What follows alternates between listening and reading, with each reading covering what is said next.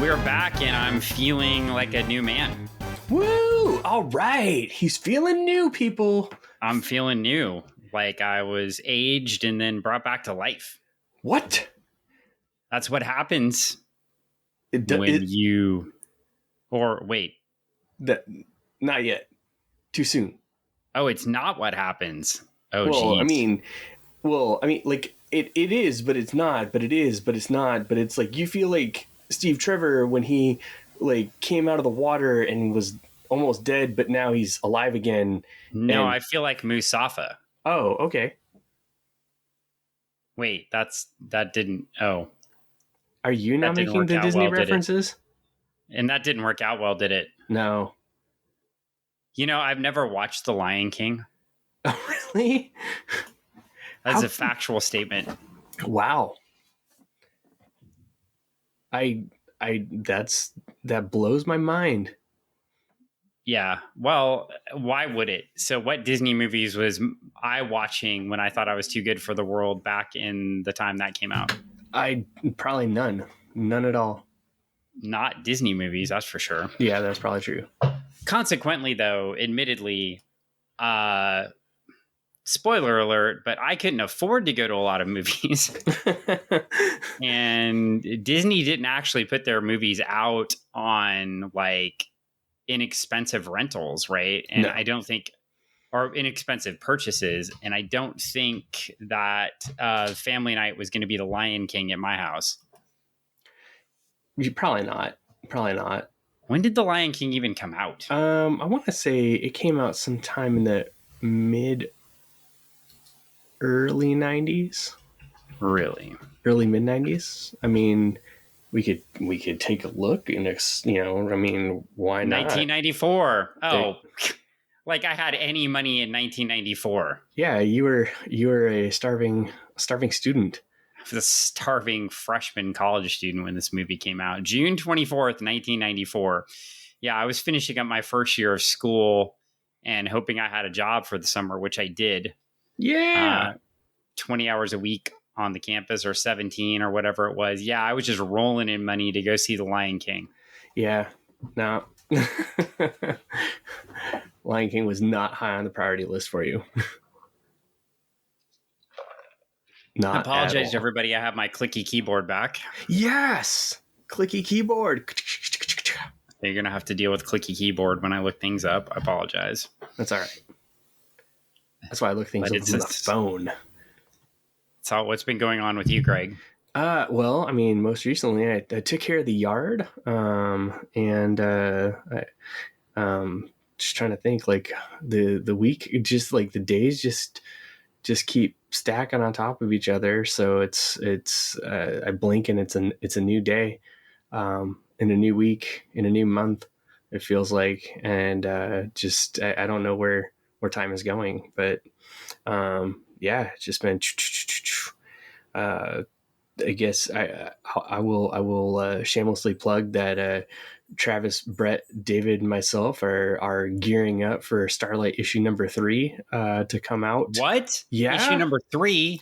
Power Pack issue 3. No, hush your mouth. Starlight issue number 3. We're gonna do a Kickstarter for it in the upcoming week.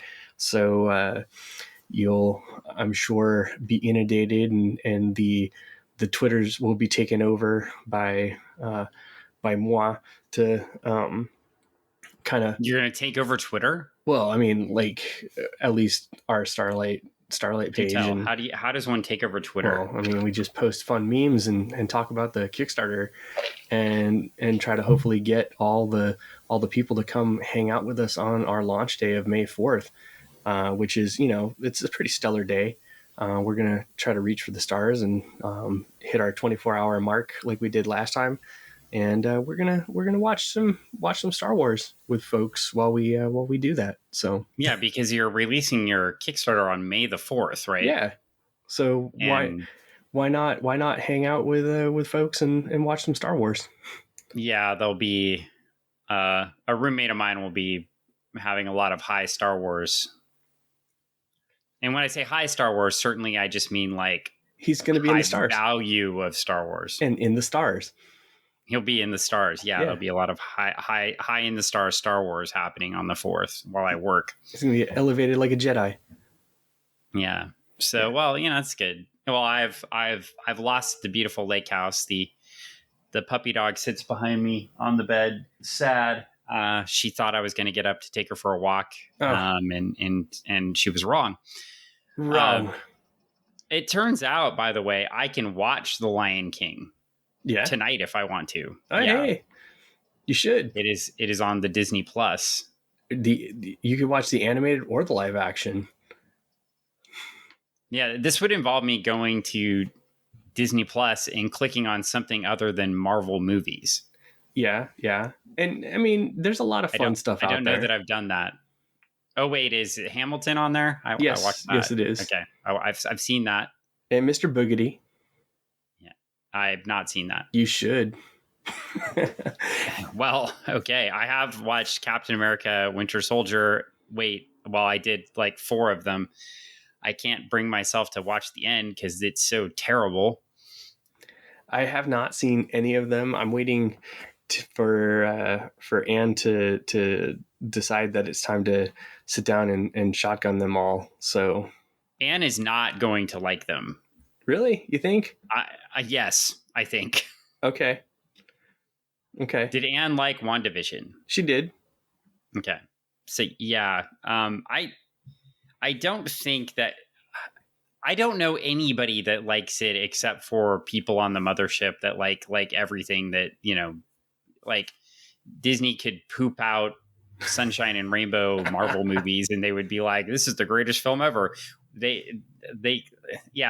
people on the mothership, they're a little bit too much in love with anything Disney puts out with a Marvel name on it. Mm-hmm. Captain America Winter Soldier, well, spoiler, Falcon Winter Soldier is not good. Well, there you heard it, folks. Dan's opinion is not good. I have no opinion on it so far, so I will leave that up to my viewing. Before we get into Wonder Woman and some Stars and Stripes here, because we're about to get into issue 4 of Wonder Woman, while we're talking current events, what are your thoughts on U.S. Agent, the comic book character? Like you've never seen this show, but were you a big fan of the U.S. Agent? I was a fan of West Coast Avengers, and U.S. Agent being a West Coast Avenger, you definitely get hit with storylines of U.S. Agent in those stories, right? Yeah, and those were the worst part of the stories. Like I wanted Hawkeye to punch him in the face. But see, that's the thing, though. Sometimes over and over again. Sometimes you need a character like that to drive the rest of the story, right? Sure. Sometimes you need the thing that you like. You need the thing that you don't like to make the thing that you do like stand out. I guess that's fair. I hate that character. I'm not saying it's good. I'm not saying U.S. Agent is good, and I'm not saying. So what you're saying is I'm mad because Disney has Ric Flair on TV. That's what you're telling me. Like you're telling me I'm irrationally not liking the show because I'm not supposed to like this character. Yeah, you're not supposed to like the character. Yeah, I'm going to stop talking now because I'm going to end up spoiling the show. No, it's yes, but have you forgotten also, West Coast Avengers fan, that later on Marvel put U.S. Agent and Hawkeye on the same team for no reason at all? Again, you need They made them friends. No, they made them friends because 90s comics were written well. This is true. No, it is not.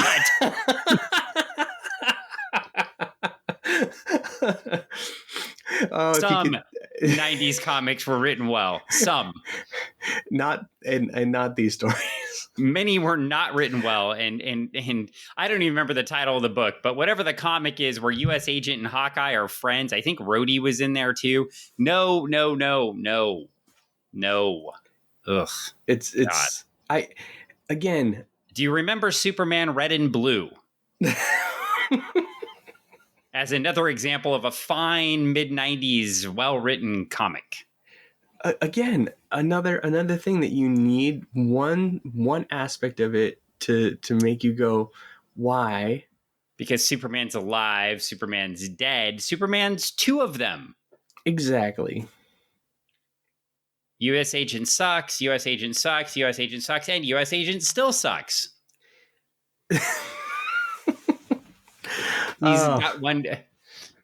I've got this idea for a character. All right. We don't like Captain America anymore. Okay. So we're going to turn Captain America into the freaking Punisher. Ooh.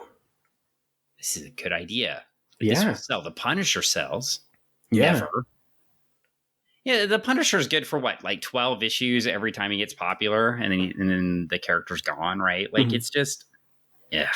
Okay. Well, we're talking about Wonder Woman.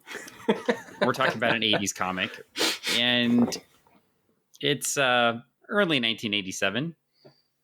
The year is early 1987. Wonder Woman is, well, she's looking good, but one of her hands not looking so good. No, not so great. Looking like, and on this cover, like you said before we started recording, that it is just a prime example of great Perez just envisionment. It also shows that Perez can do Kirby Crackle, which makes me so happy. Oh yeah, it's definitely popping. Because there's Kirby Crackle in the debris, but there's Kirby Crackle coming right out of Decay's mouth and off of Wonder Woman's arm. It's a little Kirby Crackle. It's not a lot of Kirby Crackle. But it's enough to get you going, ooh, what's that?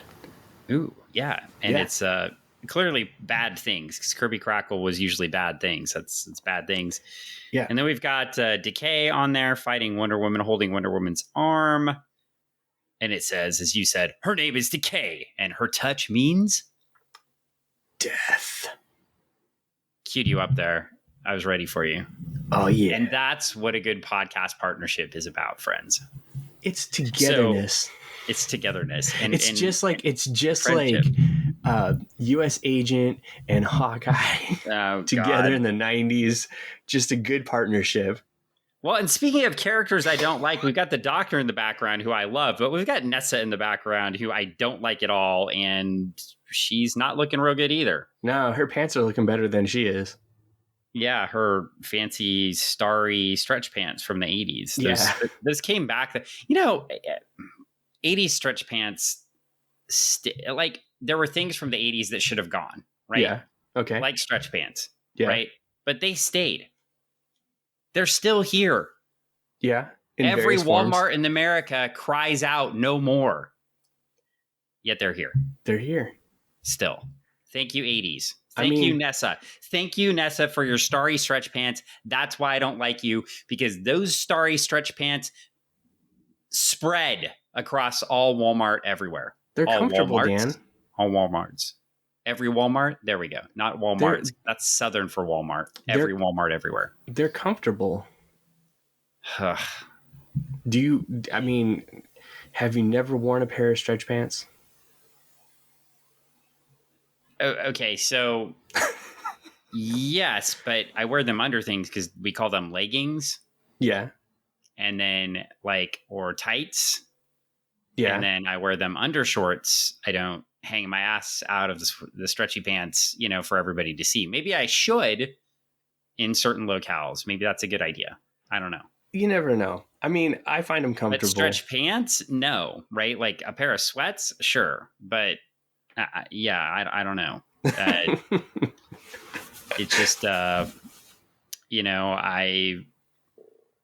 don't know. I mean, it's just not your thing. I get it. Not my thing. Well, let's turn to page 1 because we've got more Kirby Crackle coming out of a mouth, and it is amazing. She's spewing, and not into a Dixie cup. It's just like everywhere, just destroying the house. The house is like whatever the value of that house was. That whole neighborhood's like value just went down because well, the other thing is I keep calling her Doc, but really it's Professor Julia. So she's never been identified as a doctor. And quite frankly, for everybody out there that has a PhD, I don't want to just make her a doctor. After all, she just may have a master's degree. She just may really like books. Right. Yeah, that might be. I mean, this woman that knows like multiple languages and has her own library at the university, definitely seems like just a master's degree type person to me. Just a master's degree type person. Well, it's just a master's degree. Possibly. Not everybody can have a doctorate in comics. It's important. just you. Well, just me. And I'm a perfect because I study what I can't do. So here we go. So you say, but I mean, we are working. So maybe we'll see. We'll see. So, we'll see. Things are going well. Anyway, 15 seconds ago, it became a battleground, an arena, confrontation. I love this scripting. I love, I don't even remember who our first scripter was now. Look at me in my memory. It's just disappeared. And now we have Len Wein and George Perez. And Len Wein's scripts are so over the top and fun. Yeah. No, I mean, it as if the visuals don't do it for you. The script visuals definitely, as you're reading it, you're like, oh my gosh, what? And daughter Vanessa is not looking good. Oh no, she looks worked over. I love the fact that Wonder Woman's wearing a flannel too. That is amazing. Yeah, where did that come from? I don't know. Well, maybe her clothing decayed into a decrepit old man from the Pacific Northwest. Oh, that makes sense. Yeah. She's going for the grunge look. A trucker logger hat? Yeah. Shop a logging hat. Yeah. A logger hat? A trucker hat? A logger hat. I call it logger hat. I knew them as logger hats before they were trucker hats. Let's be real. That's true. It's true. I mean, so logging company on the front, a little mesh in the back. Yep. Yeah. Go to Logger Rodeo, watch them top a pole. The Logger Rodeo. Yeah. The Loggers Jubilee. Loggers Jubilee. Oh my gosh. You go back to where you came from. You are not from the Northwest. I was a transplant, but I did go, there's many different types there's Loggers Jubilees, Loggers Rodeos, Loggers Hullabaloos. Loggers Rodeos. Where are Loggers Rodeos? Could you show me? Enumclaw. Enumclaw has a Logger Rodeo or a Loggers Jubilee or a log. I want to say, I don't, There's a logging rodeo in the Claw. There's something there because I went to it as a kid. Yeah. My dad called it a Loggers Rodeo. Okay. Well, they had chainsaws. They made things. They cut stuff is it up. Like a Loggers Jubilee or like a logging competition? Yeah. Do you know they had the logging competitions on ESPN for a while? Yes. And not the Ocho. Not the Ocho. On the Real Cho. Yeah. The Real Cho. Well, I love the next few panels because we flipped a page and some of the comics today can take an action sequence and extend it across 15 pages. And I'm done reading the comic in 3 minutes. Mm-hmm. And here we're going to get all the action we need across 2 pages to set up the entire story. And you get these beautiful progressive panels of Wonder Woman running out of the house with the professor and her daughter. And it's just so cool. And while that's happening, we get the obligatory reaction shot from the neighborhood. Everybody's freaking out. I think my favorite is I've heard of termites, but this is ridiculous as all the houses are collapsing. Yeah. And that's all this woman could think to say. I've heard of termites, but this is ridiculous. Not fleeing for her life, but she's proclaiming that termites are her enemy. They're called the Terminix Man. Maybe the Terminix guy can take out Kirby Crackle. Oh my gosh, maybe. It's entirely possible. He's got a lot of stuff in his truck. We've made it to page 2 here. Do you think our one listener wonders what in the world we're doing today? Could be. Well, it looks like we're going to make issue. Folks, I'm calling this right now. We're making issue 4 its own podcast because we're to page 2 and we are 20 minutes into this podcast. And so have fun with issue 4 with us, folks, because we are in it to win it. So more Kirby Crackle. Boom. You know, I'm glad we don't have like a drinking game where every time the Kirby Crackle comes out in every panel, there's Kirby Crackle. We'd have to. Oh, that would be terrible. We would never make it through a podcast. Well, definitely not in this issue because no, one of us would be dead. Cover, splash, 2 more panels, and you turn the page, and you've got like Kirby Crackle everywhere. Yeah, there's Kirby Crackle below. You know, Decay does look like a lot like one of the Dark Side clones from the Great Darkness saga in the Legion, which was put out in 83, 84 that Keith Giffen drew. Oh, yeah. Yeah. And so I'm wondering if Perez drew from some of that. Oh, it could have. As well. So it could be both. Obviously, Keith Giffen did a lot of Kirby Crackle, but I wonder if we're getting a little like second generational Kirby Crackle. So we have like Kirby Crackle and then Giffen Kirby Crackle. And now we have Perez Kirby Crackle. I could see that. It's kind of cool. Yeah. I mean, I'm down with this. I'm down with all the Kirby Crackle. And now we get like Scott Koblish and Scott Collins Kirby Crackle. Not that I've ever mixed those two up. But their art styles, you could mix them up sometimes. That's true. You could. And I love them. I got a great, I think you've seen it, the little Sun Boy and Polar Boy piece from Scott Koblish. Yeah. Little, I think it's just an 8.5 by 11, right? It's all boxed up right now, but it's he colored it and everything. It's so cool. Anyway, fun stuff. So now we've got here Decay has come forth. And she's just yelling lots of things at Wonder Woman. Nobody understands her. They're all wondering who she is. And Wonder Woman is looking threatening in her flannel here. Oh, yeah. Just like, ooh. Well, Decay just calls her out for her professional wrestling match and basically is like, hey, if you don't come reclaim the tiara that I stole from you, well, you know what? Why am I messing it up? This is perfect pro wrestling quiche right here. You want me to? Wrong, Amazon. I have what I came for, the symbol of your power. Now the symbol of my power. You are welcome to attempt to reclaim it if you have the nerve, brother.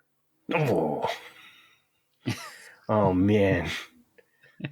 Now you gotta read Wonder Woman in Macho Man now. Yeah. Julia, stay with your daughter. I will return with the cure for Vanessa's hideous afflictions. Yeah, if we kind of turn it around, I guess we were doing like WCW like Hogan and Macho Man, but really I think this was more like when the mega powers, right, exploded, like when Miss Elizabeth got knocked off the apron and Hulk Hogan took her back, and then like Macho got beat up in the ring, and then he goes back screaming to the back. That was that Saturday night's main event. It's kind of what more of this is like, right? He's just screaming for Hogan to come after him, and Hogan doesn't want to because, like, Wonder Woman doesn't really want to, but she's going to go do it. She's going to do it. Yeah. Mega powers collide. That was later. Yeah. We got mega powers explode or mega powers collide. Well, exploding and colliding. There we go. And Kirby, and we turn the page, and guess what? There's Kirby Crackle smoke. Oh. Take another drink. Take another one. Dude, that neighborhood is just destroyed. Yeah, there's not much left. It's not looking like a Boston neighborhood. It's looking like a tornado neighborhood. Yeah, it is looking like Tornado Alley just came through, decimated it. And then you've got this woman in curlers. You've got Karen here. It's always been such a nice neighborhood. Until the you-know-who moved in. Oh, poor Karen. Well, Wonder Woman's headed off here. And she's trying to plot her way. And she's upset with the gods. She thinks Hermes has forsaken her. And now the gods... we mentioned the gods. Here we go. We're back on Mount Olympus. Oh, So man. here's our favorite time of God pronunciate. I can't even say it. Good God. Pronunciations of the Thank gods. you. Pronunciations of the gods. Maybe that's what this comic should be called. Pronunciations of the gods. As opposed, or I guess pronouncements, Yeah. Well, I just can't let it go. Like you make a funny and then I just like vomit all over your funny. That's okay. It's what I get in happens. trouble for this all the time. I think they're going to put a word count on me at work meetings. Like they're just like, yeah, it's like you can't talk anymore. They're going to have a clicker for every time you talk. Just remember, it's like having like a 25 word limit on certain things, Time. Yeah. And then well, I just joined a new team at work. So, everybody wants to prove themselves. So there's a lot of talking going on. And I have kicked back and been quiet while that talking was going on, trying to learn things. like they say in Hamilton, smile more, talk less. Yeah. I think I was more of the Aaron Burr than the Hamilton, though. I think that's always been the problem. But, it's cool. I mean, got milk? Yeah. No, he didn't. That's why he lost. I know. Burr. Okay. How many times have we made that joke on this podcast? So anyway, I don't know. Now we're into, I guess, fine listeners, go back and catalog all of my mistakes, including all the times I've talked about Aaron Burr. And how many times have we referenced the Got Milk commercial? Yeah. By the way, I did need to say that this comic was by George Perez, plotter and penciler, Len Wein, scripter, Bruce Patterson, inker, Karen Berger, my favorite editor, John Costanza, letterers, one of the best letterers in the history of comics, by the way, and Tahana Wood, colorist. And so, yeah. I was listening to an interesting podcast with Brian Boland, who was being interviewed, and he's a bigger nerd about comics than we are, which makes sense because he, apparently edited Wizard magazine and DC Comics and all these different things. Never heard of Wizard. Well, I'm sure most of the kids have never heard of it. We probably should get the intern in touch with Boland to chat through some editing skills. Oh yeah. Because legit, he seemed like a really nice guy, and he talked on this podcast for like 2 hours. So he seems like the type of person that would sit and talk to the intern. That would be good. Yeah, but so I thought that, and then of course I was thinking like he went and made fonts of, this is how crazy nerdy he is. He made fonts of his favorite comic book letterers, including John Costanza. And I was like, that's so cool. I think he did a Todd Klein and a John Costanza. He did not do Saladino Gaspar. Trying to think of a couple of other famous letterers off the top of my head. But anyway, yeah, it's pretty cool. I want those fonts. Yeah. But he doesn't give them away, apparently. I would use them to letter comics, Greg. You're like, I would letter comics. I would make comics and then would letter them. Or I would just letter your comics with them. You could make me your letterer. So. How do you letter your comics? With a letterer? No, do you have a letterer, or do you do it electronically? Yeah, we have a letterer. Okay, so that I would be putting somebody out of work if I did it. Yeah, there you go. See, Dan trying to get in. We have in both, actually, like for Braves, we have a great letterer. His name is Crank, and for Starlight, Brett was lettering, and actually we're bringing on. I think Travis actually announced it. You're bringing on John Costanza. No. You're bringing on Todd Klein. No. Tom. I'm gonna mess up his name. That's what I'm gonna do. I'm gonna butcher his name because I'm not good with these names. Well, as you're thinking about the names, there's a reason I brought up the letterer too, and we came back to this because I like the angled letters that Costanza uses and the emphasis, and I think it makes the Len Wein scripts pop off the pages here. And that's why comic books are truly a team effort, right? Like you can't have anything that's wrong, right? If you had sloppy lettering in here, and in the rest of the package, of course, the coloring in this, we've also mentioned several times that the coloring is really great. And so, yeah, it's just a lot of fun. Or I'm just avoiding the whole page of text with the gods and talking about lettering. No, I mean, but you make a good point, though, that comics is definitely a team situation where everyone does a thing and they all do their thing very well. And that's what makes a good comic. Well, we've got this splash page here as speaking of a good comic with 1, 2, 3, 4, 5, 6, 7 panels. And we get a little bit of all the gods. We get all the female gods that were there before, but they seem to be struggling. They're wrapping themselves up in a garb. We also get Hermes and Apollo. Mm-hmm. And they're getting ready, right? Like they're saying, hey, we're out of time. They have to go down to the Ark. So it looks like they're packing up out of Olympus and thinking that she's failed, right? Yep. She's failed. Giving up on Diana already. They gotta move on. They gotta move on with a new plan. All right, I'm gonna butcher this name, and I'll learn it, and I'll know it. Is this your letterer? Yes, Tom Orshenshock. Okay. But he lettered all of the Spawn books. Oh, what? Yes. Are you serious? I am no lies. He's coming on to Starlight to letter Starlight. Oh, wow. Those, I mean, I didn't read the whole run, admittedly, but those 1 through 100 letters. Ugh, good night. Okay. That is amazing. Yeah. Well, that is a huge get. And special art by Lee Moyer for book 3. What is happening? All these, like, you're getting a cadre of comic superstars. Yeah, no, it's, if I dare say, a legion of superstars. Starlight's kind of becoming a weird thing. So I'm kind of like losing my mind over here as this is all kind of happening over the last like month.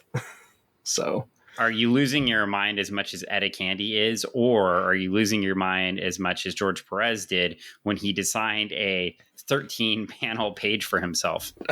I know, right? I saw this and I was like, what is going on? So many panels, but it makes sense because Etta Candy, it's cool because in the montage panels, right? I mean, they're talking to themselves, like the gods are interacting, so it's not just a montage panel, but basically you just have Etta Candy here.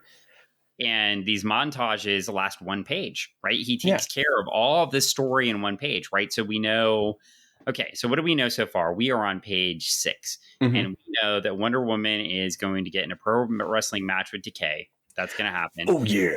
The gods think she's going to lose. She's going to lose. And we know that Etta Candy is keeping the Steve Trevor plot going. Yeah, she's digging in. She's a super spy. She's got that micro camera. Miniature camera. I love that. Yeah. Did she buy that? How much was that? $2.99 or $7.99? I guess it depends on the year. It depends on the year. Yeah. Did you ever really want one when you were a kid? Because I wanted all of the spy stuff on that page. Oh my gosh, I wanted one so bad. I think I'm not gonna lie. I wanted the little soldiers. I wanted the spy stuff. I want to say I went somewhere and we found one that like you could wrap the 35 millimeter roll, the 110 roll would fit inside the little camera deal. What? And it would just be the 110 film and you would clip it in and then it was just a mini camera, right? And oh man, I thought I was a secret agent with that thing. I was taking pictures of everything. It was, I remember cool. I got a camera once, but I was too poor to ever develop the film. Oh. So I just had film sitting around. Do you still have it? I don't think so. Oh man, you should go. Like, okay, that's not to sidetrack again, but that's the sad part is like there's not a lot of places to get film developed anymore. And when you do bring it into a place that does develop film, a lot of people that run those machines don't understand what they're looking at. So sometimes if you took a picture and it didn't come out correct, they're just like, oh, it's a bad picture. And they just don't develop it. But it might be something that you want because it looks weird and you don't care about the rest of it, the out of the focus stuff. You want that one part that is in focus, right? So, Yeah. and So you're I've saying had it's some, not like the photo mat.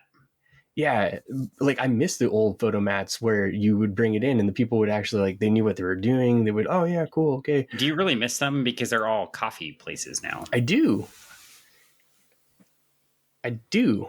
I mean, I don't drink coffee, so yeah. There's an old photo mat here in town, and it is a coffee place, and it's so weird because it's like I remember when it was a photo mat. Right. Yeah. South Hill. It's a trip. Yep. The photo mat was in front of the old Safeway. Mm-hmm. And yeah. Well, we will move on with the story. We've made it all the way to page 7, and it's only taken us 35 cruising. minutes. So, yeah, we're here, and oh God, we got a racist soldier. Okay. Wait, this doesn't even make sense. Oh, well.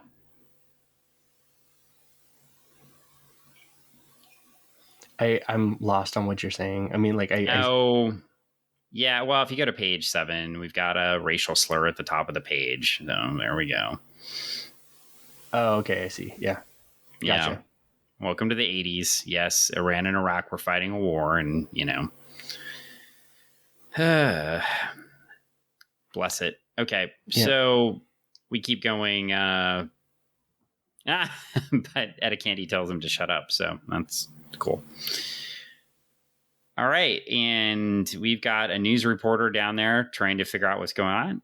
And Perez keeps moving the story in the background story through the pictures as we get set up for this fight, I presume. Boom, boom, boom. And weaves it into the montage. So that's cool. Yep. And then they get Steve Trevor on TV. Oh, Colonel Trevor must have done it.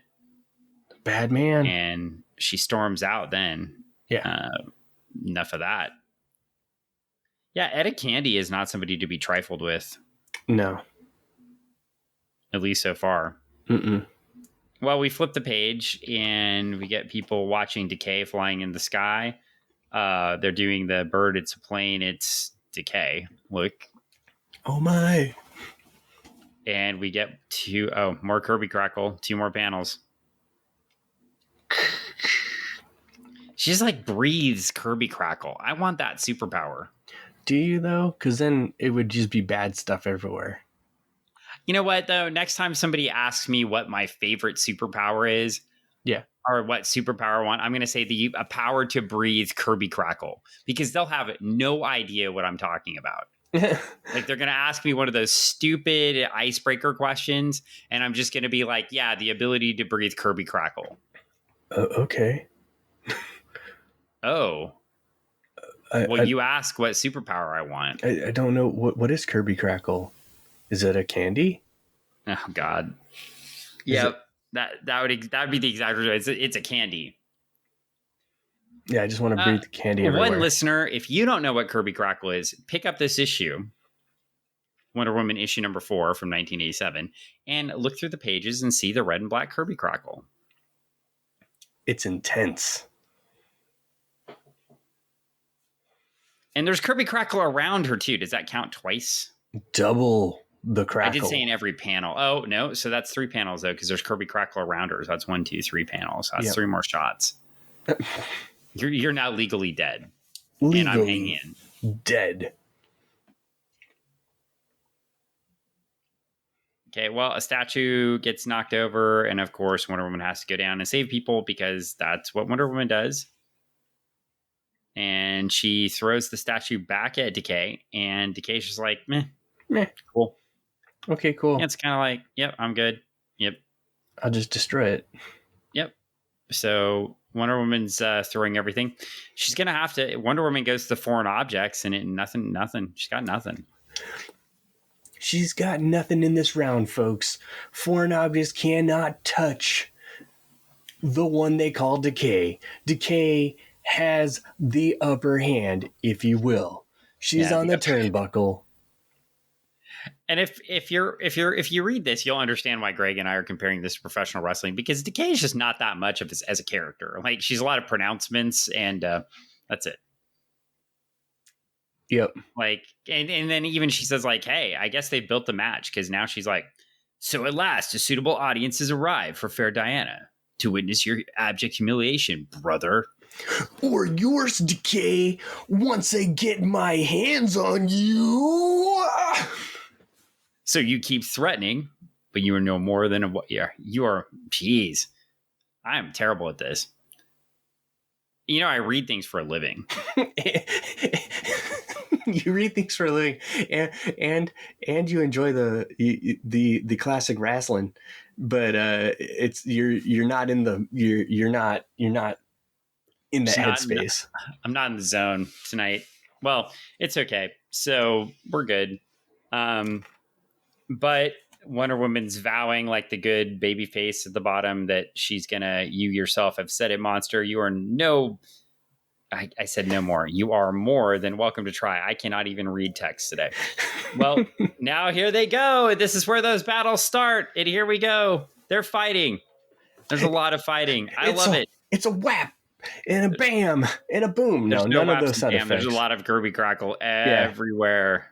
And a lot of George Perez beautiful angsty faces. Oh my gosh. Like the grip that Decay has on Wonder Woman in that bottom panel on the left, or on the right, on the left. Oh. Yeah. Also, too, I think like page 11, 12, and 13, young artists should have to study these pages. For movement? To understand that you could have movement and text and panels, and you don't always need a splash page to show a fight. Yeah. Because there's movement throughout, you see the reactions, you get the discussion about what's going on, you get the thoughts and the anguish of Wonder Woman as she tries to figure this out. You get to see her progression as she solves the riddle of Decay, right? And then now we got, oh, by the way, bottom panel on page 12. Yeah. Jack Kirby would have like autographed this as his own. It is a good panel. Wicked good. And then we get it. And then, of course, we get the giant Kirby crackle in the middle as Decay is destroyed on page 13. Welcome to the podcast, dogs. Welcome home, Anne. We are sorry we were podcasting so late. I think she but the just dogs arrived are here. home. Yeah, well, it's very clear that she just arrived home because the dogs are having all of this. They're like, hey, we've got to bark, because by barking, that indicates our love for you, which is good because they're dogs. And so mine, on the other hand, is showing no love for me. She is sleeping on the bed with her head curled into her tail because she's like, what are you doing? We're supposed to be walking. I don't love you. This is a bunch of crap. Yeah. Human. So, and you made me move home from my beautiful lake house. So can't go to the lake anymore. No more kayaking. No kayaking, just carrying heavy boxes around. So, well, the fight ends, and Wonder Woman triumphantly, except the tiara. Wow. The tiara. And the tiara. She goes and picks up the tiara here in Southern Wrestling, and she says, work your wiles as you will, mighty Ares. And we're good to go. So she puts the tiara back on, and of course, because it's America, she's immediately bombarded by the press. Boom. And they ask her really important things like, hey, what's your name? Got a boyfriend? Yeah. Are you under contract? Your own series? Yes, she does have her own series. It's called Wonder Woman. We're on issue 4. Catch up, folks. Right. And so, yeah, and based on those really important questions, she leaves. She's like, I gotta go. Bye. And she is gotta focus on Ares, she says. So now we go back to elsewhere. and we've got Deimos and Phobos. Deimos and Phobos. It's Phobos, right? Yeah. Okay. And they are not happy. Nope. Deimos is pretty angry at Phobos because he sent Decay down and he's kicking him off a ledge. And he's just not nice to his bro. His bro just falls down. He's like, yo, bro, you messed up so bad. Dad is going to be so angry. You did the dumbest thing ever. You sent Decay, and she's like bottom tier. She's like Steppenwolf, bottom tier. Like, why would you do that? I'm going to kick you off this ledge. See how you like that. Yeah. And then we're going to make another movie that's 7 hours long to get the right villain in there. Yeah. Oh, wait, you weren't saying that at all. No, I wasn't. But I mean, it makes sense. Okay. Well, again, if you want a clinic in good storytelling and you watch the Snyder Cut, please come back and read this so you can understand how to tell a story. Yeah. So Deimos is getting ready. He's getting his preparations together, and we flip the page, and we've got a lot of pastels. Oh man, it's bright. And we've got media people looking at these pictures. We've got woman, looks like a double W on her place. They want to call her Bird Woman or Hawk Woman. And they were like, no, that already exists. But if she became Diana Bird Woman, would she be an attorney at law? Oh, that would be cool. I'd be down with that. So... But no, they draw the WW on a paper without the F. Copyright. And for the first time, the Boston Globe leader names Diana, and this is the first time we see it. It's page 16 of issue 4. Wonder Woman, a mystery heroine, saves city from deadly demon of destruction. Whoa. Newspapers have already dubbed her Wonder Woman, and that appears to be the perfect name for her. It's a great name. I like it. Seems good. I don't think it'll last. Maybe not. I don't know. We'll see. Seems like a one issue thing. It might be. Sure. It's just a quick flash in the pan story. Yeah. Quick flash in the pan for a quick flash in the pan character that will never make it. Yeah. No. No okay, movies. Well, no TV shows. No TV shows. No action figures. No best TV show theme song of all time. Wonder Woman. Everybody knows it. Yeah. She's a Wonder Woman. Sing it, Dan. In those satin tights, fighting for your rights. You know I can't sing anymore because of the stupid COVID. I know. Makes me so bad because I would sing it for you. In her satin tights, fighting for your rights. For the red, white, and blue. Da da da da da da da da. Wonder Woman. Hey, the Wonder Woman slot machine gave me $160. Hey, nice. Yeah. Kids, don't gamble. It's bad for you. It is bad for you. Don't do it. Okay, well, we're continuing to move on here, and we've got Etta Candy again in a yellow coat. And some big old moon boots. That is so 80s. This is the most 80s of the entire piece. Actually, that's more her coat, her square puffy coat, right? Yeah. The big squares, and the moon boots are more 80s than anything in this book. More 80s than the star tights. What do we call them? Yeah. The stretch pants. Yeah. The star stretch pants. Yep. Now, if Vanessa had been wearing leg warmers, I would give her a close second to. Yeah. Yeah. But we weren't quite there. Not quite there. So Etta, it's Steve Trevor again. Okay, we're back to this subplot. Steve Trevor's hiding out. Etta finds him. Oh, and there is an angry looking, looks like a officer class person here at the bottom of page 17. Who followed Etta. Uh-oh. Well, turn the page and we're at a hospital. Oh no. Well, Wonder Woman is fine. Why are we at the hospital? It's all because of the daughter, man. Oh, my favorite character. How could I forget Vanessa? You couldn't. How could you forget Vanessa? Well, I could forget her because she's not in a single panel in this 1, 2, 3, 4, 5, 6, 7, 8, 9 panel page. Yes. Do the square of her talking and the words above her count as 2 panels? In name, maybe, but need we go? No. Okay, so we'll go with 9. All right. So we're good here. And anyway, I do think, though, we get a little bit more of the professor's characterization here. So I think this is a great page. Yeah. And good art. And so we find out that she's more than just a, professor that studies things. She really cares about her daughter and her family. Mm-hmm.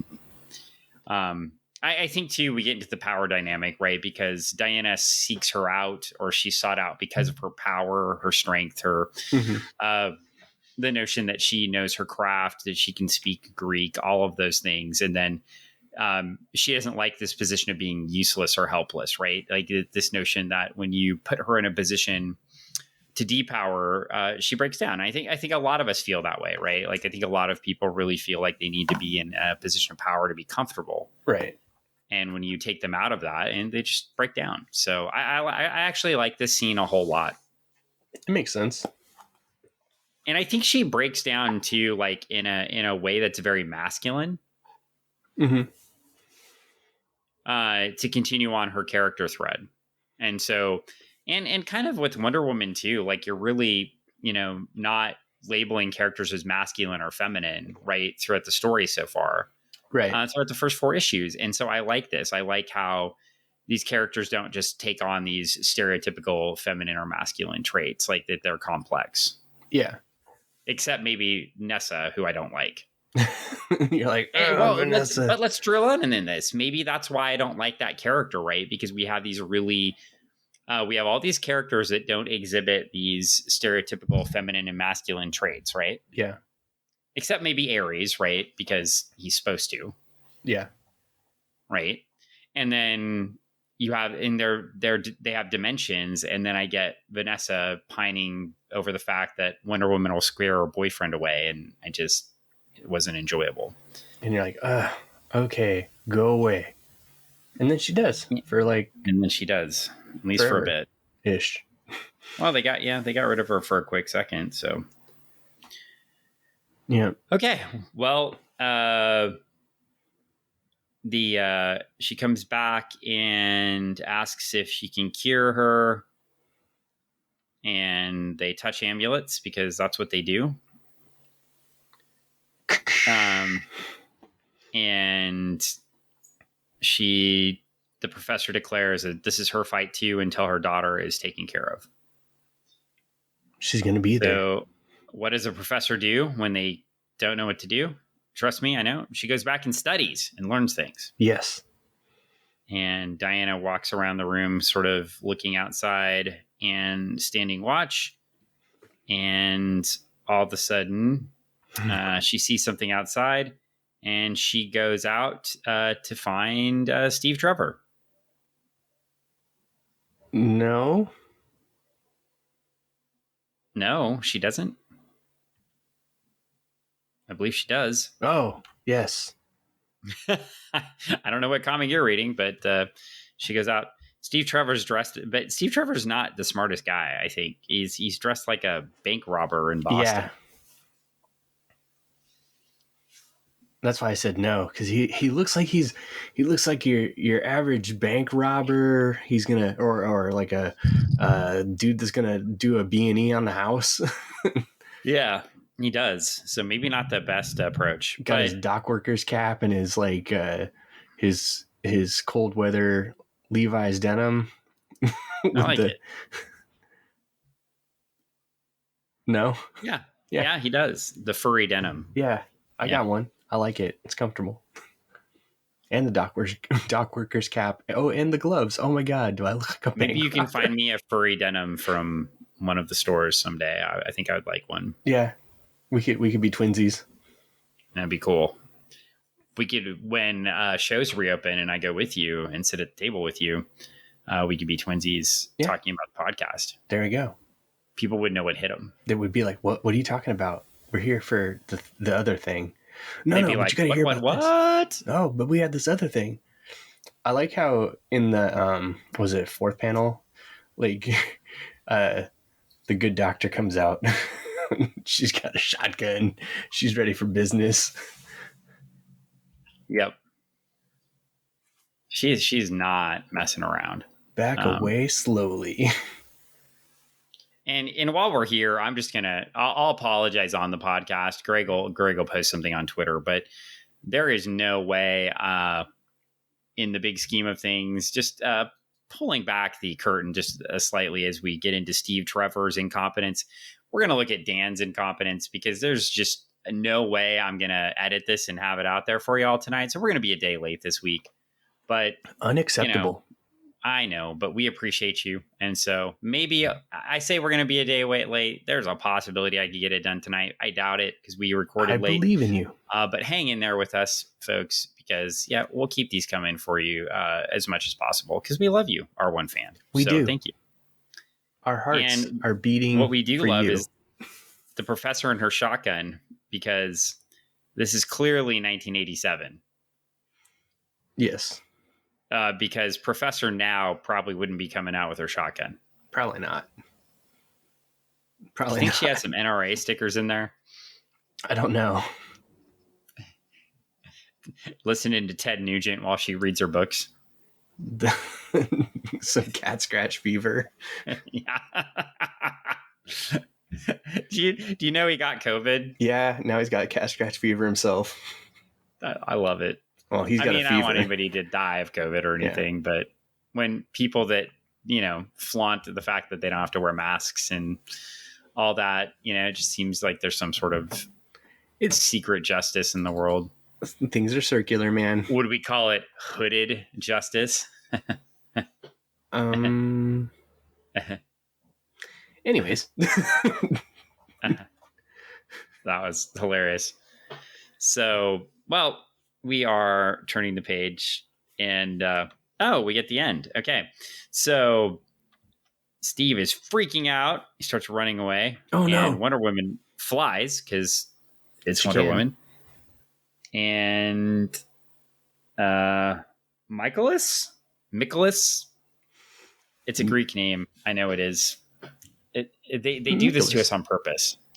Is it Michaelis? Michaelis? Yeah, maybe. Someone will tell us. Michaelis?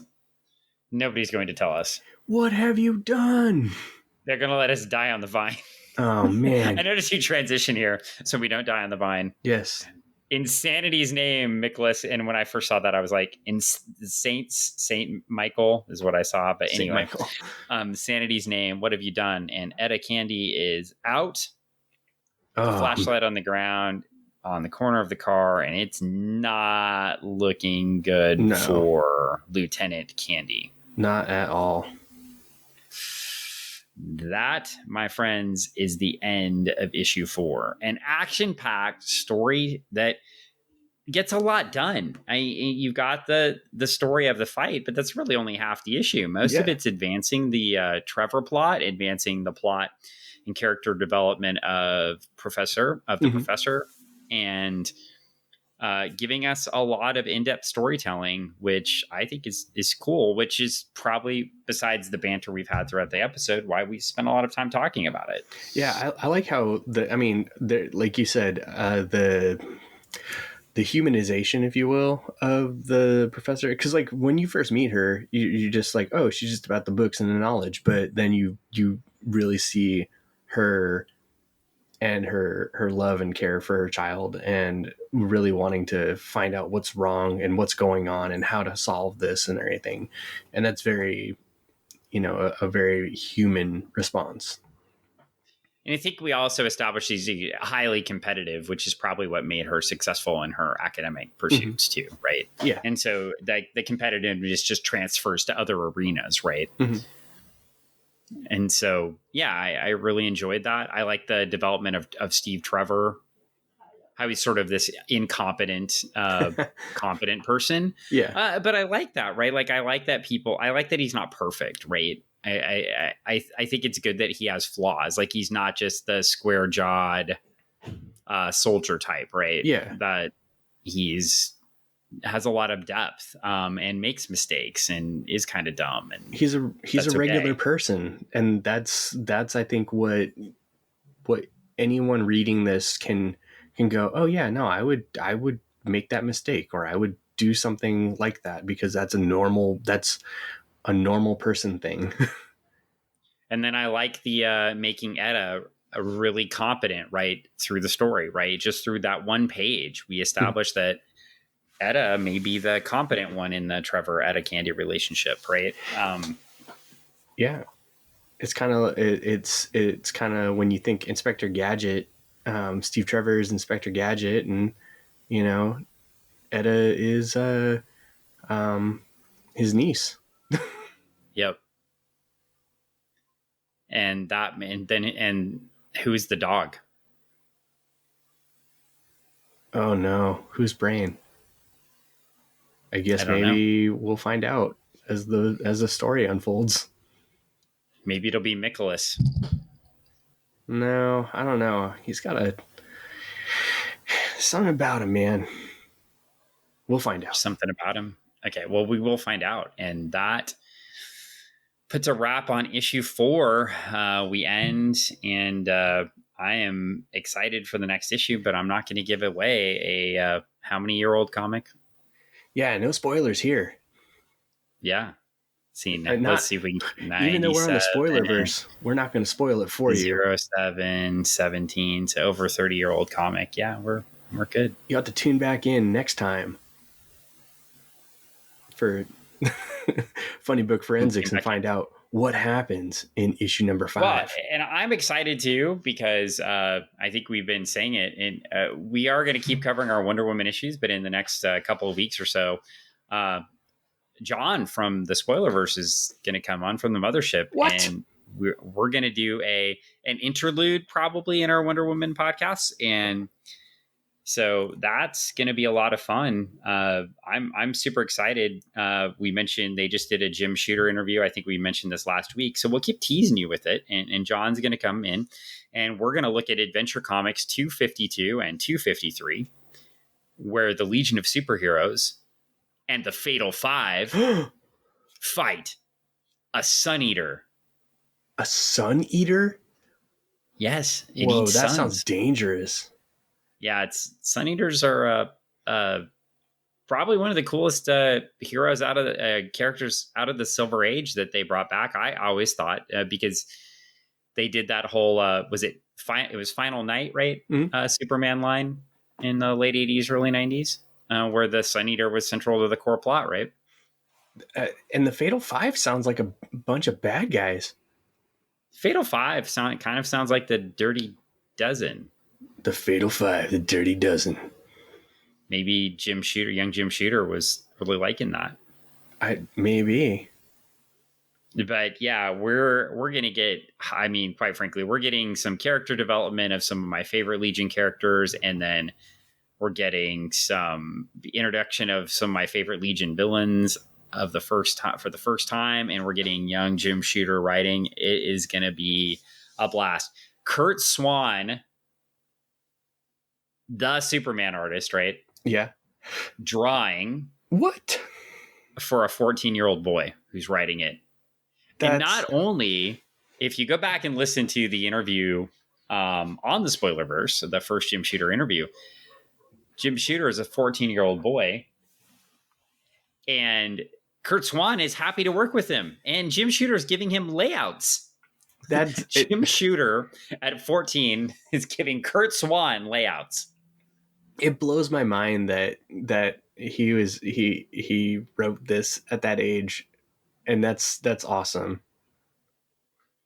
It just goes to show, like, anybody can do anything when, like, if you got the skill and the drive and the luck, any of those 3 things in any of those combinations, 2 is great, 3 is better, but I think, like Sir said, 2 out of 3 ain't bad.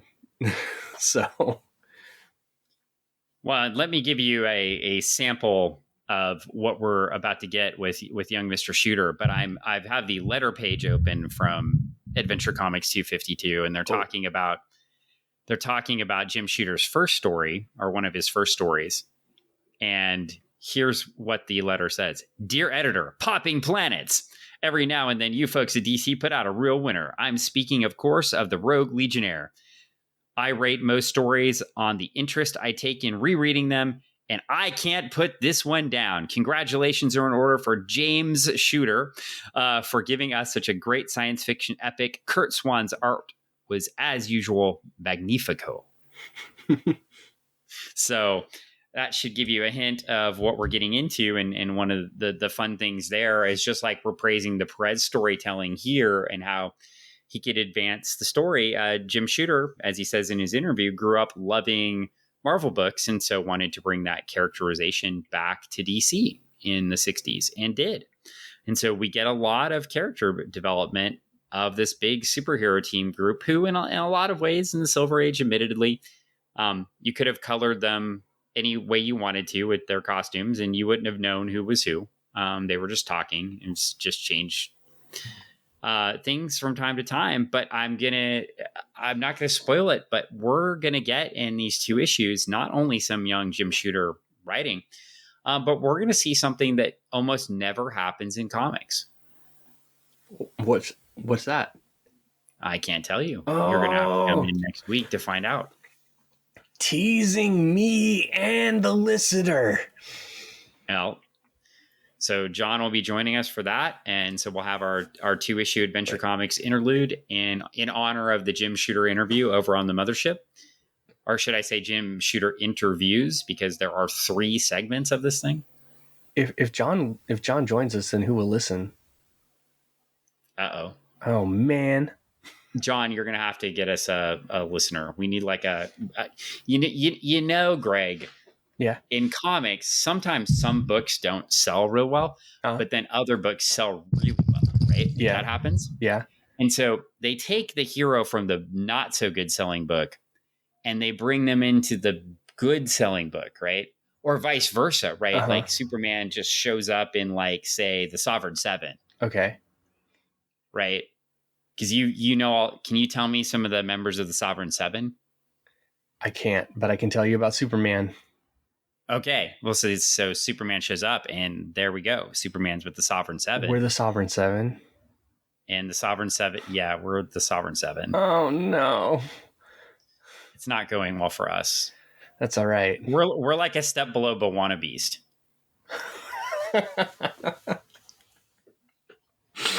But that's okay because we're making a comeback. We're making a comeback and it's going to be better than ever.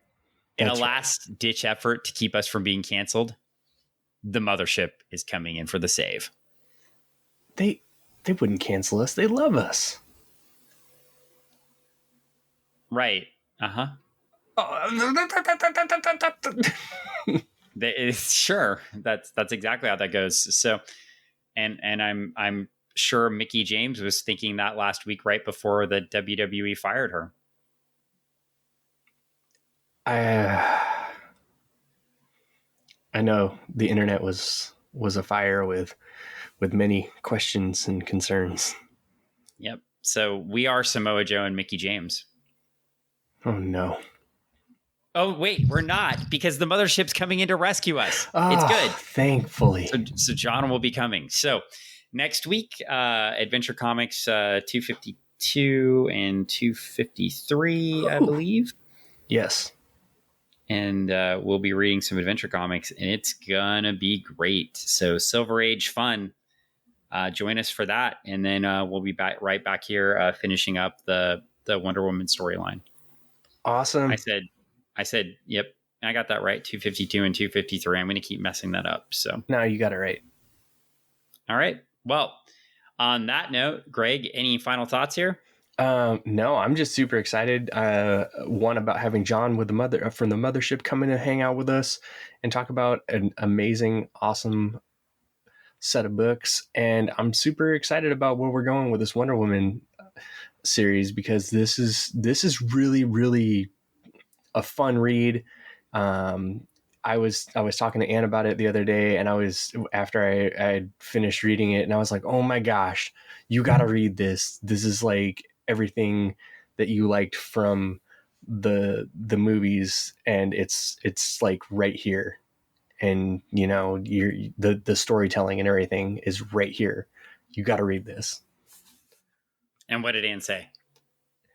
Um, well, maybe. As Ann does when either of us get excited about something. Yeah. I mean, she'll think about it. When it comes to comics, you got to remember, if it's not Archie, Jughead, Archie. Betty, Veronica, or the Babysitters Club. That's the best. Well, what if Wonder Woman crossed over with the Babysitters Club? What if the Babysitters Club came as the guest stars in Wonder Woman? Dude, that would be actually awesome. That would be so cool. Because Your and I's definitions of cool are different. I'm reading the Babysitters Club right now, and it's actually really good. I'm having a good time reading those graphic novels.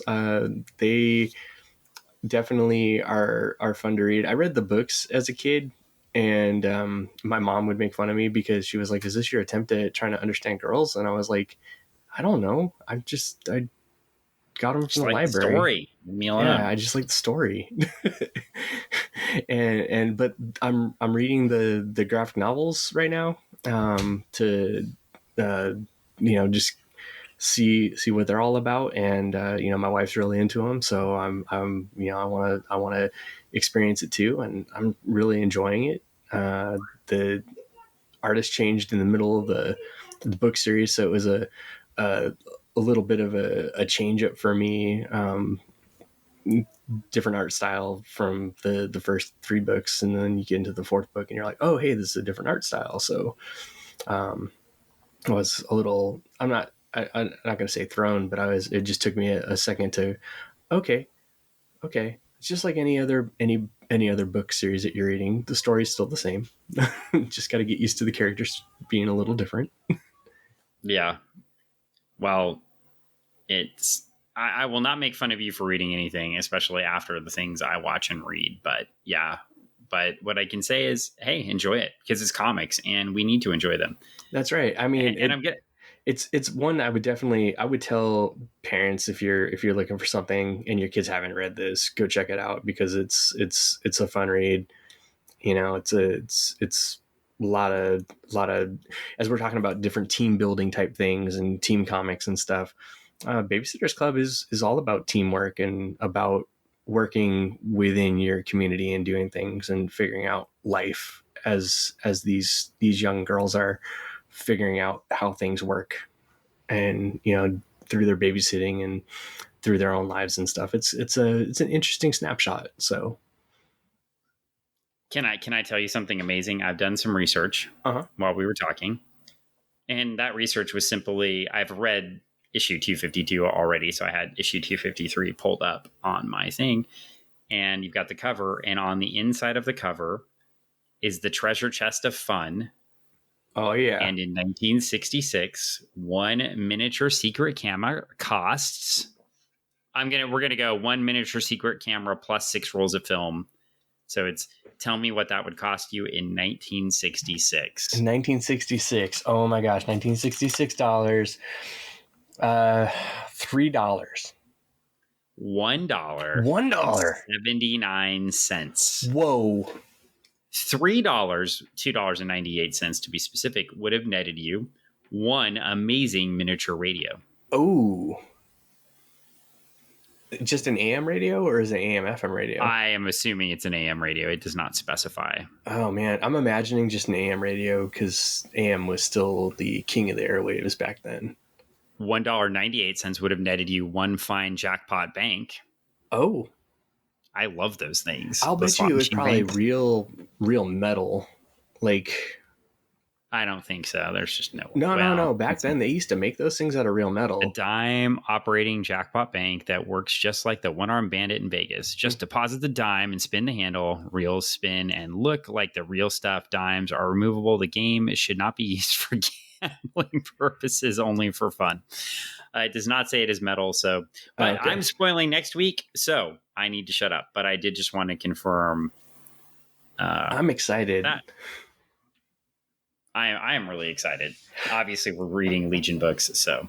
As soon as you start reading a Legion book, you're like, I'm there. Yeah. So, all right. Well, with that, it's probably at this point time to sign off of this episode of Funny Book Forensics. Yeah, time to sign off. So we will see you next week with some adventure comics, and then back right after that with some more Wonder Woman #5. All right. Sounds good. Thanks, one listener. We love you. Bye, everyone. And don't forget, Bye. Starlight, May 4th. May the Force be with you, and come to a stellar viewing of Star Wars with the Starlight team. And go to Kickstarter and back the book. Oh, yeah. Go to Kickstarter and back the book, because The most important part for issue number 3.